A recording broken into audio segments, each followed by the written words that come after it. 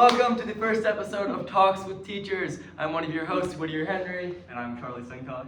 And this is our podcast where we'll be interviewing and talking to teachers, as the name would suggest. Today's guest for the episode is Zach Walker.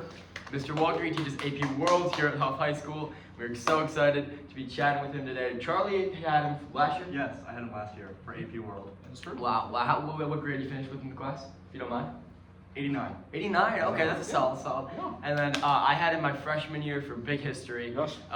RIP Big History.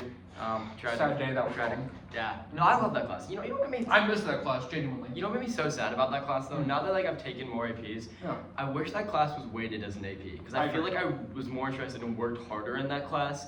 And Yeah. anyway, but like content-wise, that's one of my favorite classes. That was, I genuinely, when they said that CMS in North Carolina was not going to renew that course 2 years ago, I was really upset because that was, to your point, one of my favorite classes to teach in all honesty. Yeah, absolutely. What is Big History for those who don't know? Fair. So, big history.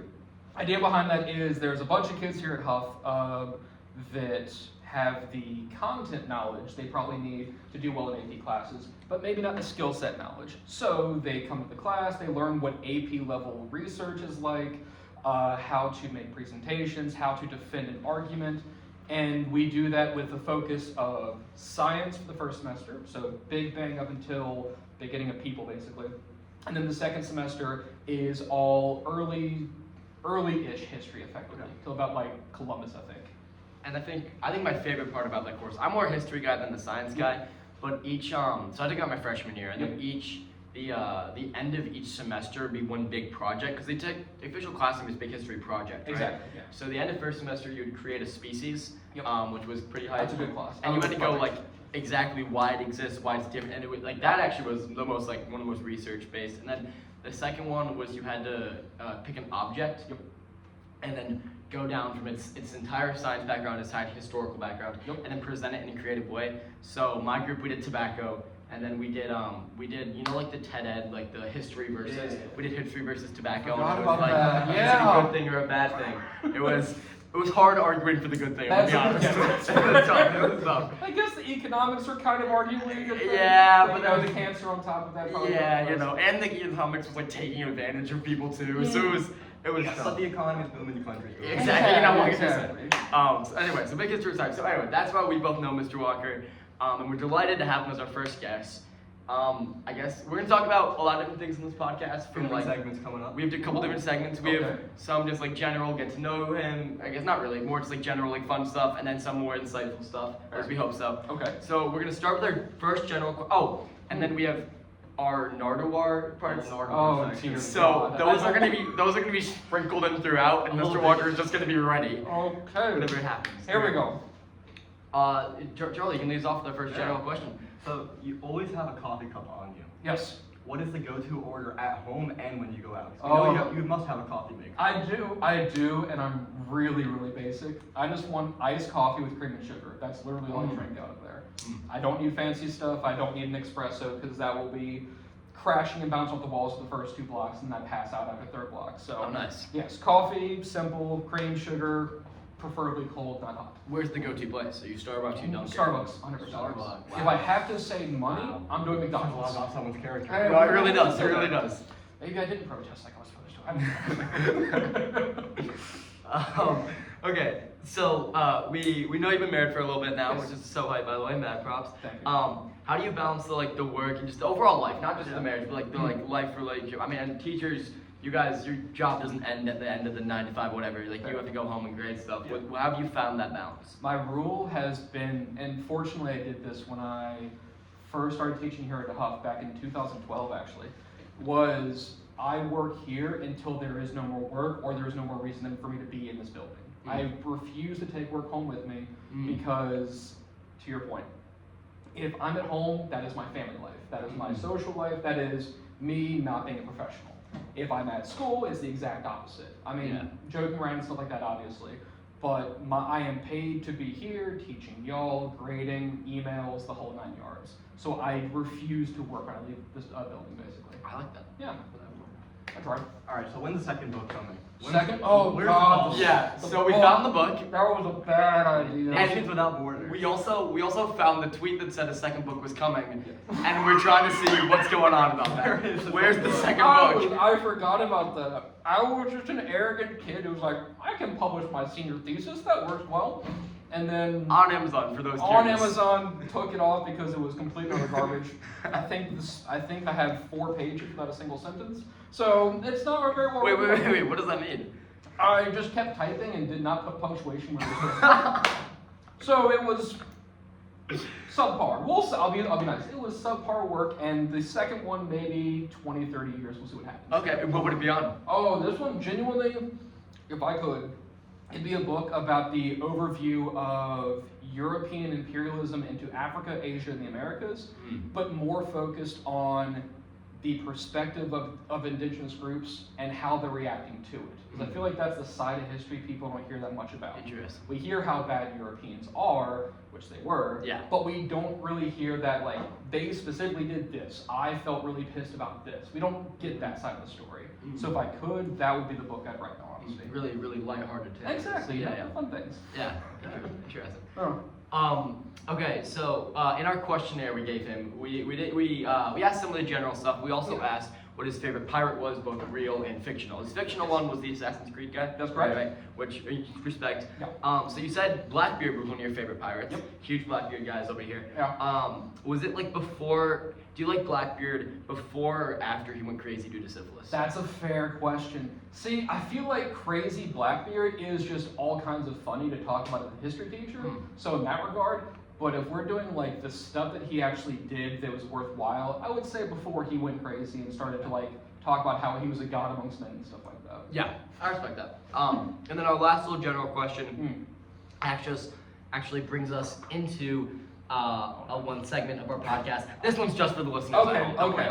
Okay, so why is your favorite pirate not Zheng, I don't know how to pronounce it. Zheng Yi. So, and that brings us to our Zheng Yi So part of the podcast, the greatest pirate ever. She's known as the Pirate Queen. Yes. She was a pirate ruler in China during the Qing dynasty. I think it was either late Ming or early Qing. Qing, that's what I'm mean. The Qing dynasty. She controlled at her height up to 80,000 pirates, and the coolest part about her is that the Chinese were so bad at stopping her that they had to bring in the British and the Portuguese, and when they failed, the Chinese Navy negotiated a deal where nearly all of her men would get off scot-free, and they were allowed to keep all their loot, so she started a gambling ring. And that is your fun fact about Zheng Yi So for the day. We're going to keep bringing you those everywhere. We're huge fans over here. Okay, our first segment of the day is called, this is Mr. Walker, and we have a segment called Walker, Walker, Walker, Walker, Walker, or Walker. Oh, God. We're going to give you a quote, and you have to determine if it is a quote we read is from a Star Wars Skywalker, the movie Skinwalkers, Los Angeles Dodgers pitcher Walker Buehler, Manchester City defender Kyle Walker, Fast and Furious star Paul Walker, or an old tweet of Mr. Walker's. Okay. Public alert. Yeah. Okay. You go. You want to read the first one? Yeah. Start with the first one. No matter who you are, the dark wind blows on everyone. Okay, no matter who you are, the dark one glows or The dark wind blows. The dark wind blows on everyone. I just want to, because it'd be so funny to me, is that Paul Walker, because that'd be funny. No. God, I wish that was as definitely, no, that would, not Paul Walker, that is the movie Skinwalkers. Okay, fair enough. I don't think I've seen it, so. That makes it better. Exactly, yeah. These days are getting long. That sounds like something I would say. Wow, he knows himself. It's impressive. That's an old tweet of Mr. Walker. Oh my God. Back to the Nardwar section. Yeah, see, you got Dynasty.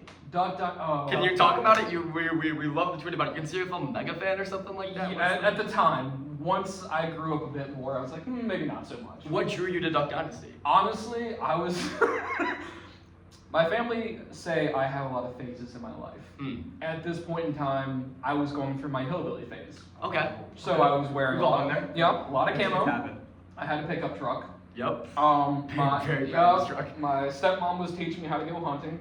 And I only listen to country music. And Duck Dynasty was like, oh, look, bearded guys that are kind of funny? Sure, why not? This is a good show. And then it became very obvious how fake it was. Yeah. But enjoyable for the time it was, I'll say it that way. Have you ever heard the show? It's not Duck Dynasty. It's like something like Mountain Men or something like that. Yes. Of course he's heard of That, it. it's the show where like these guys are in, I think it's like Tennessee or North Carolina. Something like that, yeah. And they like go out into the woods, and there's like 5 of them. I think one of them passed tragically. And it's like Duck Dynasty, but even faker, and just so incredible. If you're ever looking for a show recommendation, it's my top one. Or Moonshiners, also a terrible Moonshiners. show. Okay. Terrible show. Discovery was trying to make inroads when, like liquor and stuff like that was becoming back in like commonality and Yeah. stuff. So they find these guys who claim to be moonshiners, and they would talk about how here's the best way that you grow this, or here's where you should put your stills so the cops don't find you, something like that. And then someone found out that they were ripping from a very well-known moonshiner who made a movie 10 years before where beat for beat it was the exact same thing. So yeah, just a lot of fake TV at that point in time there. Interesting. Oh. Favorite country artist? Oh god. Then and now. Then and now, and you Then can throw and folk now. in there too if you're. Now folk, okay, folk might help out there. There was, okay, I'm gonna go Johnny Cash because that's very simple there. Good Cash. Good Yeah. Cash. I can't remember their name because I've not thought about them in a long time. There was a band. They were a husband-wife duo who sang some of the most beautiful folk country I have heard in my entire life, but they only released one album and then just disappeared. Really? What Yeah. was? Oh god. Of course I can't think of them right now, but yeah, that was a good band to think of there. Same time as like Lady A and stuff like that came out. So. Solid. All right, back to our quotes. Talent without training is nothing. One more time. Talent without training is nothing. That feels like a sports guy. What were the options for Your sports guys were LA Dodgers pitcher Walker Buehler and Manchester City defender Kyle Walker. I'm gonna go with the baseball player. It is not. That's actually Luke Skywalker, but he says that in the Mandalorian show, so it's a bit of a deep cut. Oh, okay, fair enough. You try to walk a straight path in life. When you get to be my age, you look back at your footsteps and you can see where you went wrong. Oh wow, that's a good one too. Deep quote. I really hope that's not me because I'm not that clever. I'm gonna go with the Manchester soccer player or football player. Skinwalkers. Oh god, good lord, Skinwalker's got some good quotes. I know, yeah. Okay. You're doing next one. I've been trying to get back to myself, and I felt close to that tonight. Paul Walker. LA pitchers. LA The Dodgers one pitcher, Walker time. Buehler. That actually was the sports Oh quote. god. Okay, fair enough. If you can't do something smart, do something right. Why does that sound? Is that me? That That's sounds him again. That's Sorry. super too. I was 100% ripping that from somebody too. I don't know who it is. I'm not that clever, but fair. Life feels so much simpler when you're fixing things. I feel like I'm being arrogant. That's not me too, is it? That's Anakin Skywalker. Oh, in the technical okay. movies. Yeah. Really? Yeah, kind of Interesting. been out, and I think he's like back on Tatooine, like doing some of his like home Oh, he's stuff. okay, fair Yeah. enough. Okay, I respect that. It's always nice to see familiar faces. Nice quote. We haven't said him yet. I'm just gonna stick with Paul Walker until we get there. No, it's Kyle Walker. God bless. Okay. Okay. I'm sorry, but it had to be said. ... Hey. Who is reaching out? I don't want that to be me. Who is reaching out? I don't want that to be me, so I'm just gonna say Paul Walker. It's one of my favorite tweets of Mr. Walker. God! That one is incredible. I think my favorite part is there's 0 likes too. There's Like, that's no one fair. interacted. No, that's 100% valid. I gave up on Twitter so long ago for that exact reason. Oh my god. Okay, I'm depressed now. Sometimes the hurdles aren't really hurdles at all. They're welcome challenges, tests. I'm sticking again. Paul Walker. Paul Walker. Okay. Yeah. I would have been upset if I got that. Okay. Okay. And our last one. You failed, Your Highness. I'm a Jedi like my father before me. Which I don't know if you can get this one. It's I tough. wonder. Maybe Luke Skywalker. Yeah, well done. Return of the Jedi. All right, you want to go down to insightful? Oh Yeah, god. we can definitely. Well, insightful questions. Oh, on the insightful. teaching section. On the team. Yeah. Okay. That's Okay. insight on teaching. Sorry. Yeah. Okay. Alright, for our first one, we got Mr. Walker. In your classes, you often use a system of guided notes and interactive games made that you personally made. Yes. And we want to know, is this something that you've done since you became a teacher at the beginning of your career, or something you started doing recently, or throughout? It is something I've only started doing since about 2016, 2017. I mean, obviously, starting off, You can just take a bunch of stuff from Quizlet and just use what people made for you there. When I did not do guided notes, I found a lot of kids lost interest in the notes because they didn't know what was going on or why it was important to know. But also, I mean, y'all know this, if you have a structured class, it's much more easy to succeed because you know the expectation. So if I'm just giving you guided notes every single day, it's easy for them to know what to write down, what's important to study for come test time, or if it's a quiz or a project. So it's just been so much easier for me to do this, but also easier for the students, which at the end of the day, if it's easier for y'all, that means my life becomes that much easier. Yeah. So it's a bit of a selfish thing there, honestly, but yeah, I've been only doing that for the past, 7-8 years at this point in time? Have you seen like noticeable like differences in results? 100%. Really? Yeah. The one example I can think of is when I first started teaching world history, we were covering literally everything from the dawn of man to today. So we were fast as all hell. Whenever we got to the part about the Byzantine Empire, for some reason, the students I taught could not retain that information. They didn't know who Justinian was. They didn't know, heck, sometimes they didn't even know what the Silk Road trade route was.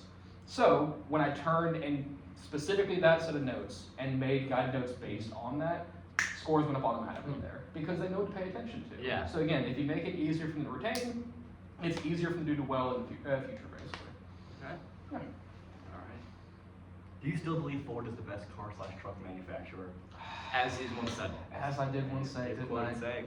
Honestly, I'm going to stick to that. I think Ford, if we're looking at just reliability, next to Honda. Honda's pretty solid, but they're also... Honda trucks, really. There's pretty good Honda trucks there. Or the Toyota Hilux, also a very good pickup truck there.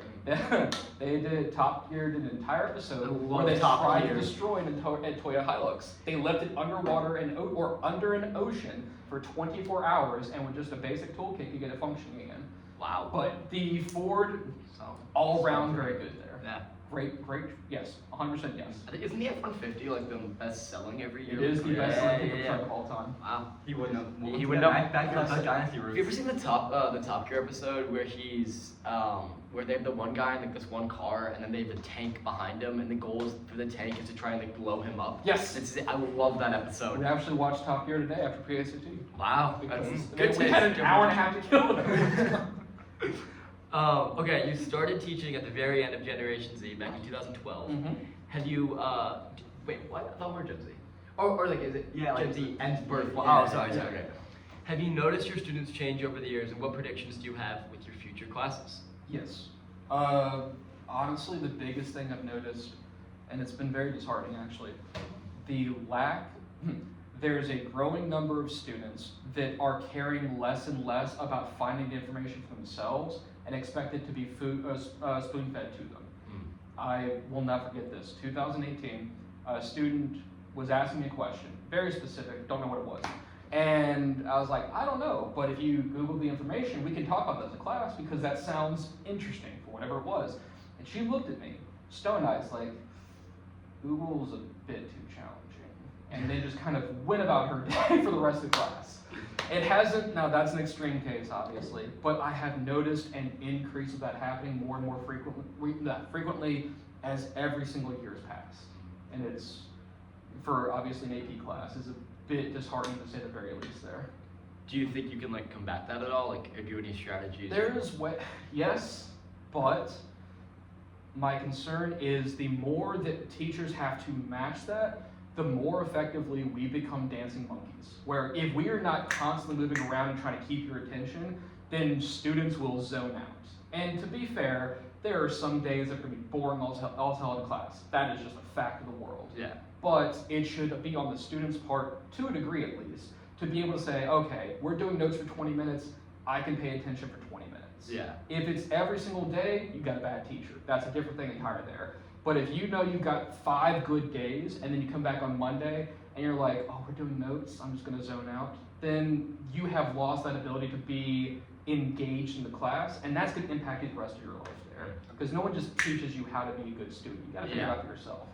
But those that do well. Those that don't, they struggle. Absolutely. On to the next one. What made you want to become a teacher? Was it a decision made in college or one you had before you attended I college? wish. I genuinely, I like talking about history. That's the simple of it there. I thought I was going to be an architect when I first started went to UNCC for architecture. The program itself was not specified enough to what I wanted to do, which was landscape architecture, like my dad did. So I was doing like physics equations for skyscrapers, and like, this has no impact on my life. Yeah. So bounced from that into public relations, civil engineering. Like I just kept going back and forth, and every single time I took a history class, I got an A every single time because it just makes sense to me. Yeah. I get it. And at the exact same time, I got a counselorship in the summer program that was summer school in the morning, summer camp in the afternoon. So the kids who are struggling to function in a typical classroom, they go here because they've got emotional needs that aren't being met, because they can't handle being in a class of 35 people, whatever the case is. Yeah. The passion that the founders of that camp had for making sure that every single kid had a solid and worthwhile education was one of the most inspirational things I've ever seen. Willie Howard, Audrey Howard, they are phenomenal human beings. Shout out. Yeah, shout out, very much so. They're still doing it today too, in all honesty. But as I saw that, I was like, I could do that. It was history focused, obviously. Yeah. So they really motivated me to kind of go back and go for my graduate certification into secondary education, which segued into me becoming the teacher here at Huff High School. And I was like, okay, this makes sense. Yeah. I've never had a day where I've come in and said, today's the day I quit. I Yeah. don't like every single day, but I've never once said, I can't do this anymore, it's time for me to go away. So hopefully that continues, but yeah, I found my passion for teaching way later than life than most people do. You know, Charlie here wants to be. Yeah. Please, good luck. Just know that you want to get a second, possibly fourth or fifth job, you know? I've worked in a restaurant for years. Exactly. The okay, wait, that actually leads into one of our Nardwar questions. Please. Because we couldn't figure this one out. Yeah. So Okay.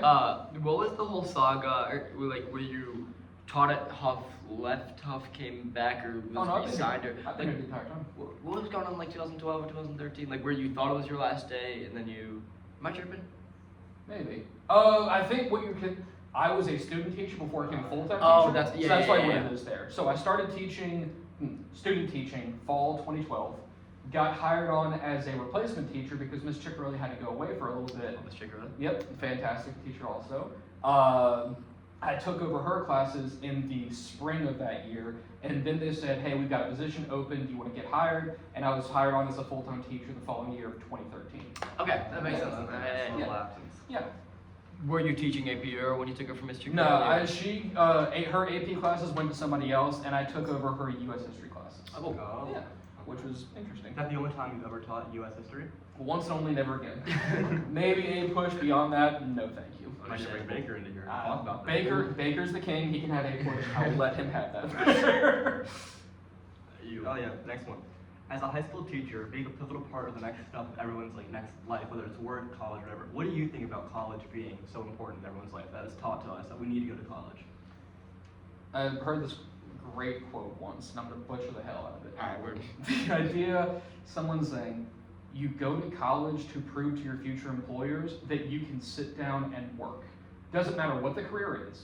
If you have that college degree at the end of the 2, 4, 6, 25 years, and you go and you get a job, the employer's like, okay, if nothing else, they went to class most of the days of the week. They turned their homework most of the times. They passed their tests. So they are capable of doing work. Maybe it's not the work I want them to do, but it's work that they can do for 4 or however many years they're going to it there. So at the end of the day, I do think, right or wrong, that's kind of the purpose of college in our modern culture, is to show employers that you have the ability to work for them once you've graduated and have the skill sets or knowledge for whatever job you go into.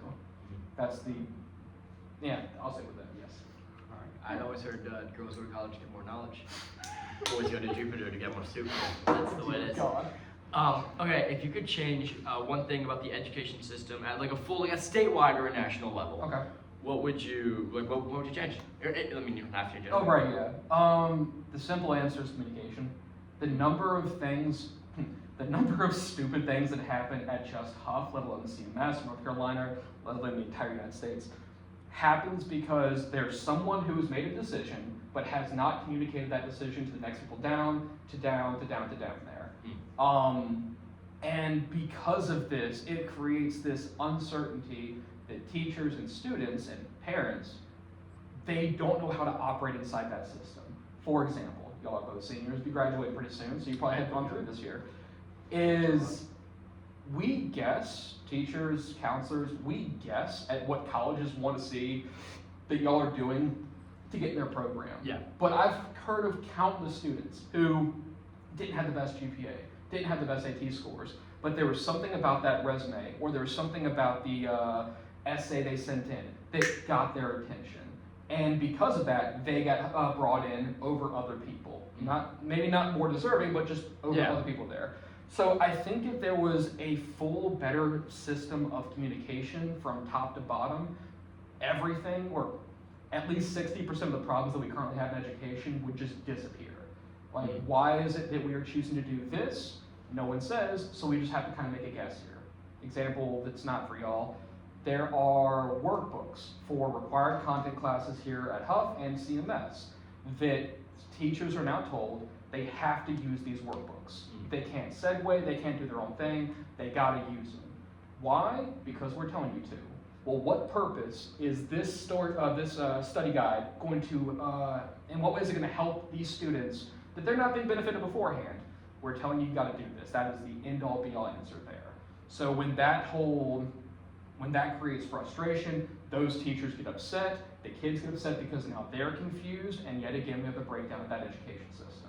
So genuinely, fixing communication so everything is streamlined and made clear could solve so many problems here at CMS, let alone all the United States. Interesting. It's a solid answer. That's the end of our insight on teaching. Perfect. Do we hold up? Is it just? It does our final segment. Yeah. Well, first one more Nardwar. Do we have any more? Yeah. Oh, yes. Okay. On August 26, 2013, you tweeted, quote, "Today is a good day.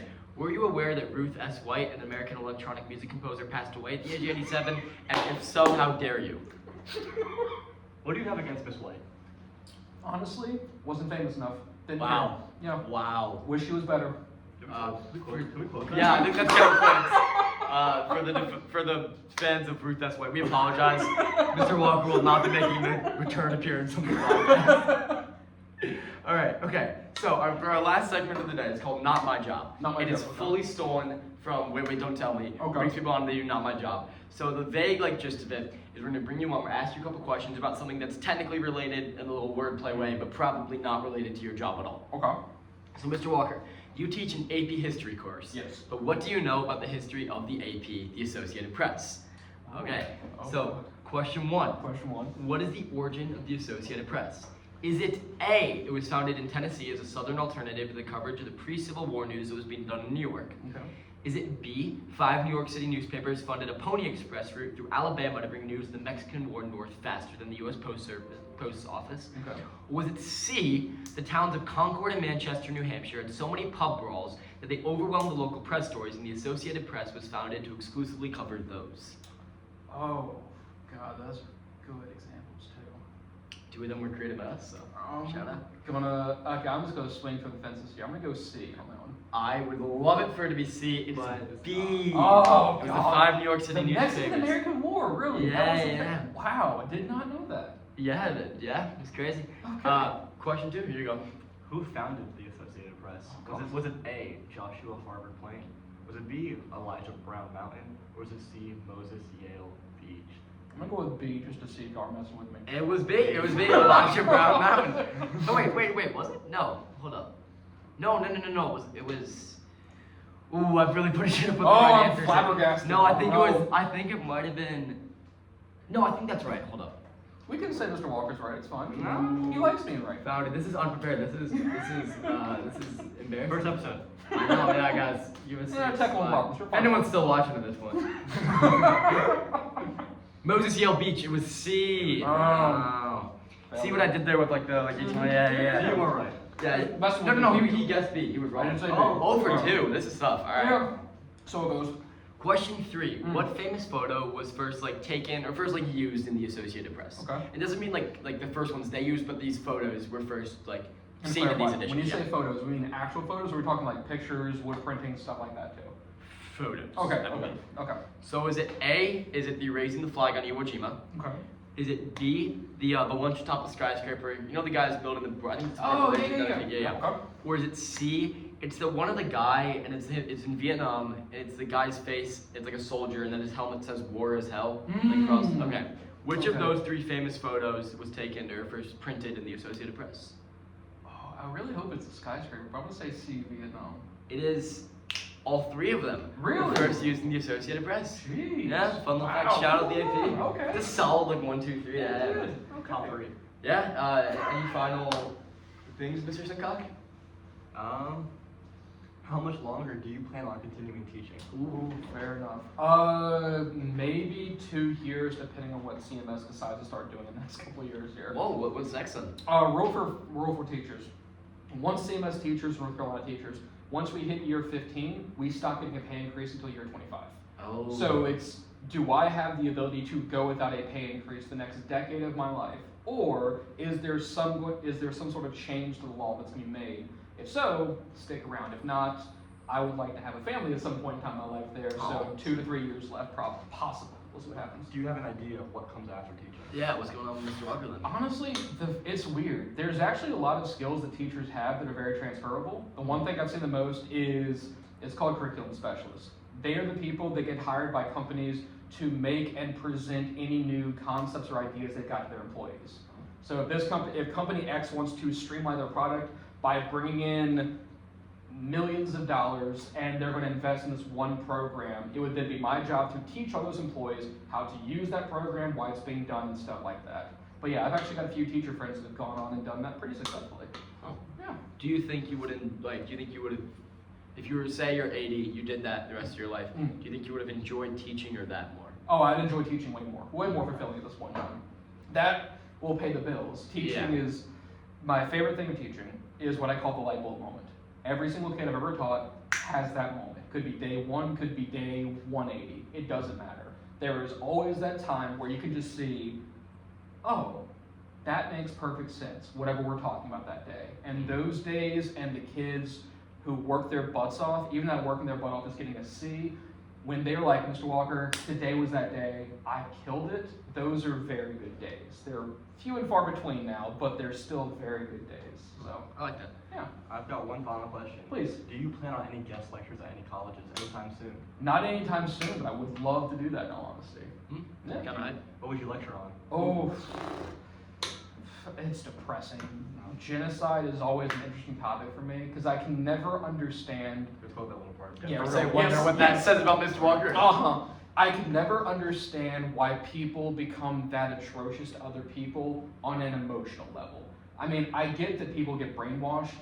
That makes sense to me. But how you can go from like, here's who we're not supposed to like anymore, to physically doing the actions that causes these people pain and harm, I cannot understand that. So that's why I find the emotional toll that mass forms of violence can cause, either for the victim or the one doing the perpetrating, it's very interesting to me in all honesty. What's your thoughts on the Stanford prison experiment? That's a fair. Ooh, that's It came out. The things that it showed happen were very good and not very good. Really. Let's wow. not No, flip it again. Yeah, here we go. The information that came out about that is something very interesting and usable, but at the same time, it doesn't follow the morality of what we're supposed to be doing. Like, you cannot be tricked into a science experiment. That is unethical at the least. And especially because I think they were like 19, 21, something Yeah, like they're that. cockroaches. You're doing permanent damage to those kids because they have not fully developed yet. Like, we talked about this in AP World History, the Blue Eyes Brown Eyes experiment. So For reference, those. effectively, this was a bunch of elementary school age kids with their teacher walks in one day to show the effects of racism on marginalized groups. Yeah. She says, anyone who has brown eyes, you are now going to wear this armband and you are going to have all these privileges taken away from you. And it's astounding how quickly something that none of these kids cared about, in 30 minutes, they start to these kids with blue eyes start to pick on these brown-eyed kids simply because a person of authority told them it was now good and something they should be doing. and it actually led to fights and scuffles, and they did a 25-year reunion where they're in their 30s, and they're still talking about how kids with brown eyes are sometimes nervous around blue-eyed and green-eyed kids because of how they were impacted 5, 6, 7 years old. So, again, highly unethical. Yeah. But it shows you why we have these procedures in place to do experiments, because when they're done wrong, you are messing up a person's life at the end of the day. So it's very important that you follow that ethical code, even if it means there's data you cannot have access to anymore. So yeah, it's a very, very terrifying but very interesting topic, to say the least.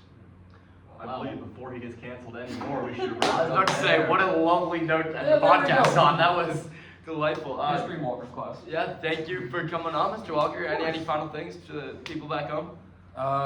Study, turn in your work. Terrible response. Don't Most yell at your teachers- teachers. Be nice to us. I'd We're also- trying. So I'd like to note that you actually failed episode 1 because the goal of what your lecture on the end was supposed to be Zheng Yi. Yay. So that was Yeah. the correct answer if you were paying attention. Darn So, it, I tried. Unlucky. All right. Charlie, anything? No, I think we're all good. Thank you for viewing. Yes, We'll thank see you. you next time on Talks with Teachers. Peace. Hey.